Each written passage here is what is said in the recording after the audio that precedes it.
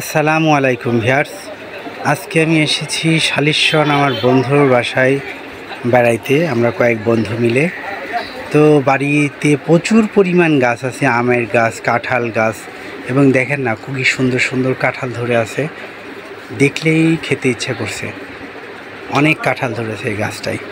তো বাড়ির আশেপাশে অনেক গাছ, যেমন আমের গাছ, এবং খুব ছোট ছোট গাছে প্রচুর পরিমাণ আম ধরছে। একদম নিচু একটা ছোট ছেলে পেলেও কিন্তু আম পাড়তে পারবে। গ্রামের সাথে একটা সুন্দর মসজিদ আছে নামাজ পড়ার জন্য। মসজিদটা বেশ সুন্দর, পরিবেশটা দেখলে অনেক সুন্দর লাগে। যে কারো মনোমুগ্ধ হয়ে যাবে এখানে আসলে। মন ভালো না থাকলে তার মন ভালো হয়ে যাবে। ইদানিং প্রচুর পরিমাণ বিদ্যুৎ আমাদের জ্বালাচ্ছে, প্রতি ঘন্টায় 1 ঘন্টা থাকছে, 1 ঘন্টা নাই। ওইখান থেকে একটু নিরিবিলি আসার জন্য এখানে বেশ ভালো। এখানে বিদ্যুতের কোনো প্রয়োজন, বিদ্যুৎ না থাকলেও প্রবলেম হয় না। খোলামেলা অনেক বাতাস, গ্রামের পরিবেশটাই খুব সুন্দর। তাই আমরা একটু শহর থেকে একটু বাইরে আসছিলাম। তো গ্রামের পরিবেশগুলোই খুব সুন্দর। পুকুর থাকে, পাশে মসজিদ থাকে, আম বাগান থাকে। তো আমি ভিতরটা দেখেন মসজিদের কি সুন্দর, এত সুন্দর। এই গ্রামের মধ্যে এত সুন্দর মসজিদ থাকবে আমি কল্পনাও করি নাই। সমস্ত টাইলস করা, অনেক মনোমুগ্ধকর।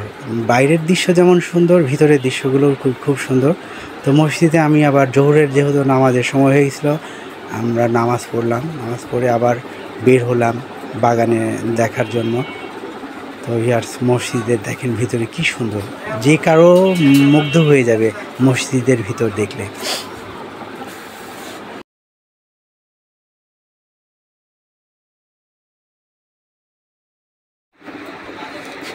আমরা বন্ধু মিলে সবাই গল্প করতেছি, একটু ঘুরতেছি। গ্রামীণ পরিবেশটা সুন্দর, বাতাস আছে প্রচুর পরিমাণ, গরমের কোনো বালাই নাই। এটা কচু ক্ষেত দেখা যাচ্ছে, অনেক কচু লাগিয়েছে, পাশে আম বাগান।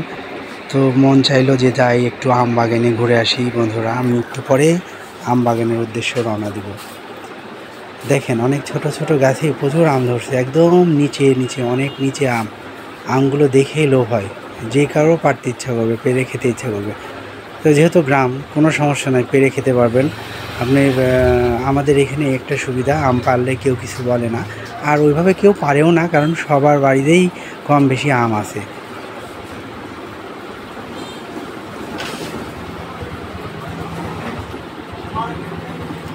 আমি আবার ভয় পেলাম যে রাসেল ভাইপারের যে উৎপাত, আবার এখানে রাসেল ভাইপার আছে নাকি, শুনলাম আমাদের থানাতেও রাসেল ভাইপার দেখা গেছে। তো যাই হোক, সাহস নিয়ে আস্তে আস্তে করে আম বাগানের ভিতরে ঢুকলাম। এখান থেকে কিছু আম পারলাম, পেরে আমরা বন্ধুরা মিলে খেলাম।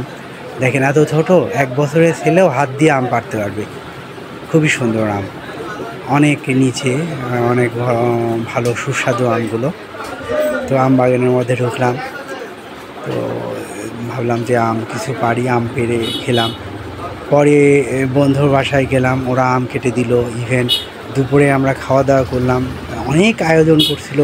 আমার বন্ধুর ওয়াইফ খুবই ভালো একজন মানুষ, আমাদের সঙ্গে খুবই আন্তরিকতা দেখাইছে। সে আমাদের জন্য ভালো মন্দ অনেক কিছু রান্না করছে। আমরা বেড়ানোর পর আমরা পেট পুড়ে খুব ভালোভাবে তৃপ্তি সহকারে খেলাম। তারপরে আমরা খাওয়া দাওয়া করে একটু রেস্ট নিয়ে আমরা আবার চলে আসলাম। দেখেন আমগুলো কত সুন্দর, এখনই গাছ পাকা। এটা পেরে খেলে অনেক টেস্ট। ওটা আমি পারছিলাম পেরে, অবশ্যই বাসায় যে খেলাম সবাই মিলেই খাইছি, একা অবশ্যই খাই নাই।